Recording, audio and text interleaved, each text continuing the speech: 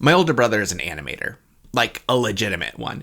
He went to school for it. He's been working in the field for like 20 years. He still takes continuing education courses with instructors from like Pixar and DreamWorks. It's really impressive. His work is great. However, I am also an animator.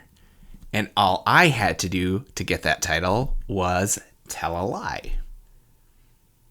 It sounds so much easier.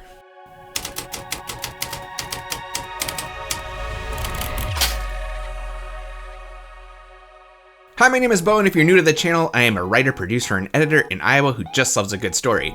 No, I did not say animator. On this channel, I talk about movies and filmmaking and storytelling, so if that sounds like your jam, it'd be cool if you left a like and stuck around for a while. So if there's anything I learned doing improv comedy in high school, it's the ability to say yes and.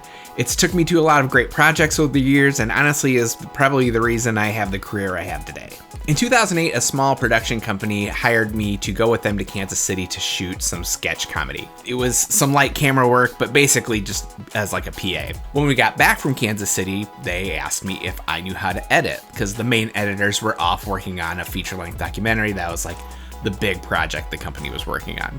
Did I know how to edit? No. Did I tell them I did not know how to edit? Also no.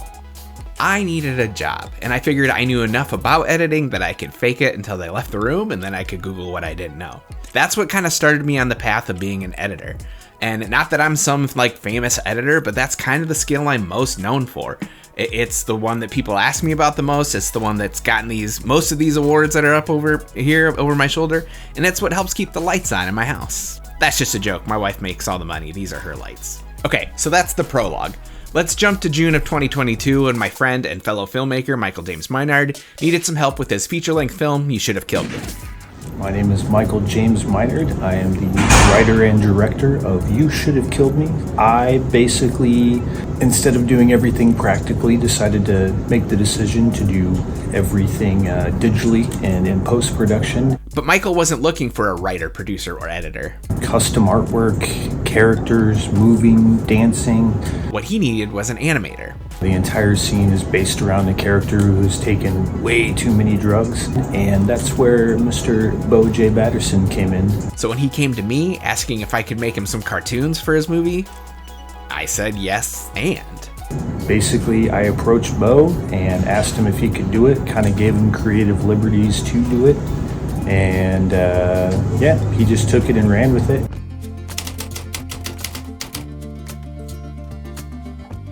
All right, so I wouldn't say I'm a particularly gifted artist, but I think I'm an okay cartoonist. And that's kind of where we start this journey. The first guy I wanted to draw, I knew I wanted some kind of dancing food item, and I settled on the taco. So we've got Taco Man here. This is the guy, he's like kind of like the centerpiece, I think, of the whole thing. He's kind of my pride and joy of all these characters. He's the one that Pixar is going to be calling me about for the spin-off. And speaking of the House of Mouse, our next character here, Tinker Biscuit, is a buxom fairy with a horse face, hence Biscuit, see Biscuit, you get it. Next character, because I'm just full of ideas, this is probably the least inspiring of all of them. It's a flossing tooth. It's a tooth that does the floss dance. Is that so popular with kids right now? I don't know. My 11-year-old was doing this dance a lot at the time, so hence, it's kind of on my mind. Ooh, those cool shades. It's radical. And then kind of the last character that I did for this animation, I came up with a silly monkey. In black and white, he doesn't really read well. In the animation, he's going to be like more multicolored and stuff. And I spent a lot of time on those pupils and then ended up deleting them. You'll see that in a second.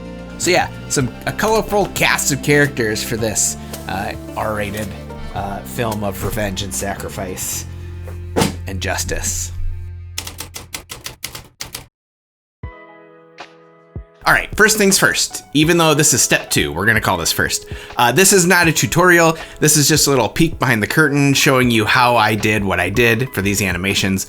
I'm sure there are people who are out there who are actual animators or graphic designers who are gonna have a much better system, but this is just what worked for me. And if you do have any tips for Illustrator or After Effects, please leave them in the comments below. Just be nice, because we're all learning. So after I pulled my sketches into Illustrator, I needed to kind of visualize how I wanted them to move. Think with the end in mind, because every moving part needs to have its own layer. For example, Tinker Biscuit is missing a head. That's because I knew I wanted her head to move differently than her body, which would move differently than the wings, and then she'd come down and give a little wink for the camera.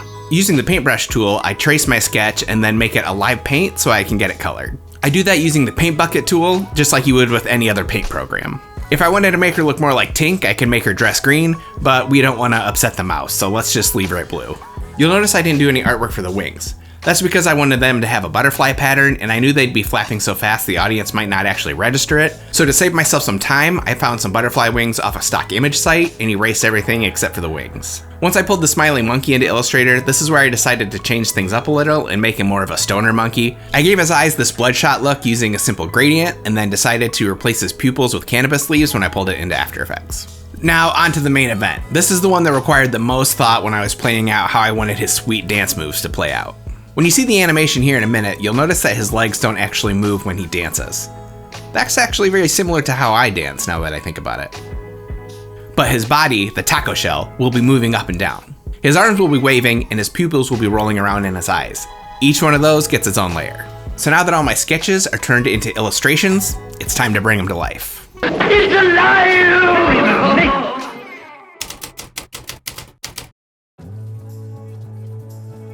Each Illustrator file has been pulled into After Effects, creating a new composition for each character.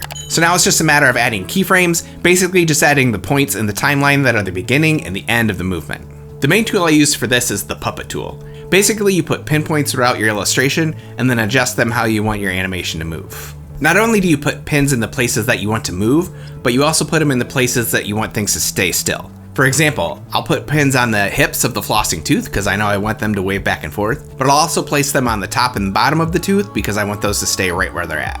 Here are Tinker Biscuit's wings that I mentioned earlier. To get the flapping effect to look right, I took the stock butterfly image and split it in half and made each one of those sides into a 3D layer, with the anchor point being the middle of the insect. After that, it was just a matter of placing a lot of rotation keyframes on the Y-axis and then enabling motion blur.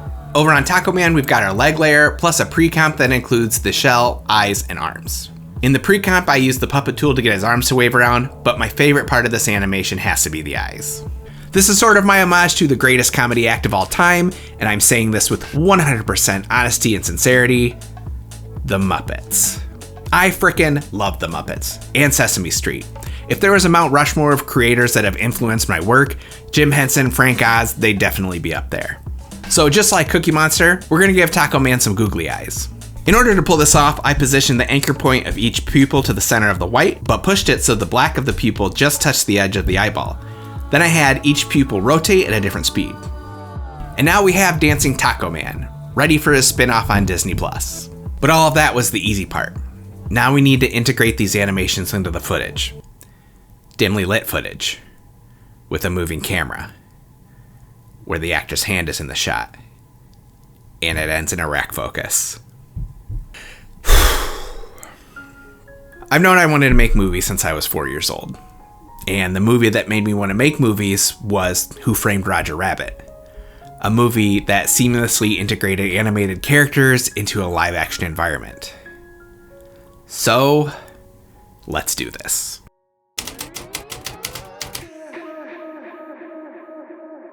Now, this is where we have to try and make magic happen.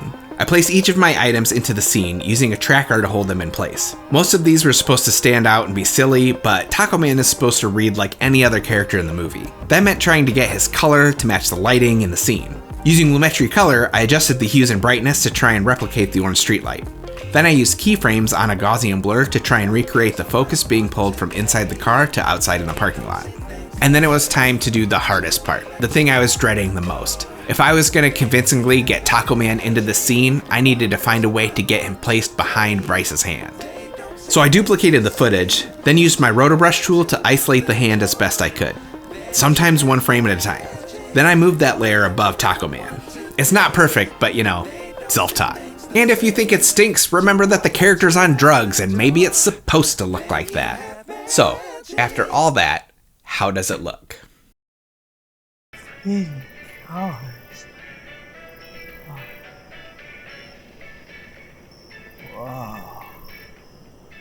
Look at that thing. Not great. Right before I sent this off to Michael, I had to take a look at it objectively. And I didn't like what I saw. As much as I like the individual pieces, as a whole, it just didn't work. There's too much going on, there's too many distractions. It was like I was trying to tell a new joke before I finished the previous one. Sometimes, less is more. I'm sure you've heard the phrase, kill your darlings. Well, Stoner Monkey and Flossing Tooth and Taco Man and Tinker Biscuit, these were my darlings. And despite the fact that I put in so much time designing them and making them move, making them come to life, some of them had to go. Here's the final animation that I delivered to Michael. $3.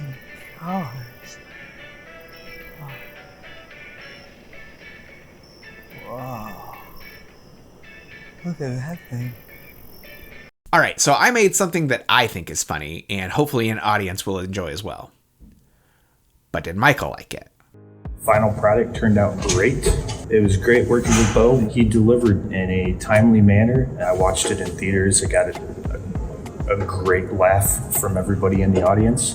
And that's kind of, as a filmmaker, what you strive to achieve with your films is just a good audience reaction. And with Beau's work, he helped me deliver that. All right, I know I was pretty cocky in the cold open, but am I going to start marketing myself as an animator? Probably not.